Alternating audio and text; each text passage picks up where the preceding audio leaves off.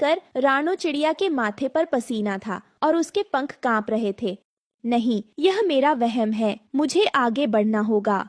फिर कुछ समय बाद राणो चिड़िया आखिरकार अपनी मंजिल पर पहुंच जाती है। प्राचीन विशाल मंदिर, जहां के दरवाजे पर जंजीरें, चारों ओर रहस्यमयी नक्काशी।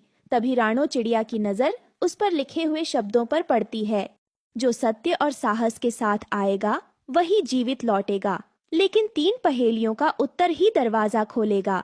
तभी अचानक से पत्थर की मूर्ति की आंखें चमकने लगती हैं। पहली पहेली में चलता हूँ पर मेरे पाँव नहीं, मैं रुकता हूँ पर खड़ा नहीं रहता, मैं लौटता नहीं फिर भी सबका इंतजार करता हूँ, बताओ मैं कौन? ये सुनकर राणो चिड़िया सोच में पड़ जाती है। फिर अचानक उसकी आंखें चमकती हैं। समय, इसका उत्तर समय है।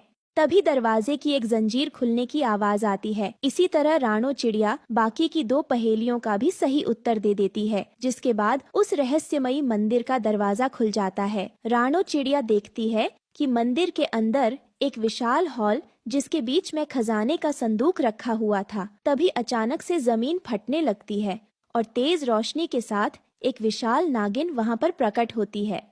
ठहरो चिड़िया, इस खजाने तक पहुंचने का साहस तुमने कैसे किया? मैं लालच के लिए नहीं आई, मैं अपनी माँ की जान बचाने के लिए यहाँ आई हूँ। फिर नागिन की आंखें चमकती हैं और वो राणो चिड़िया को घूरते हुए कहती है, हर कोई यही कहता है, लेकिन खजाना सिर्फ उसी का होता है जिसका हृदय पवित्र हो। अब तुम्हारी परीक्षा होगी। तभी 3 रहस्यमयी चक्र हवा में प्रकट होते हैं। एक पर वृक्ष, दूसरे पर जल, तीसरे पर सूर्य। सत्य की राह पर चलने वाला कौन सा चक्र चुनेगा? ये सुनकर राणो चिड़िया थोड़ी चिंतित हो जाती है, लेकिन वो हिम्मत के साथ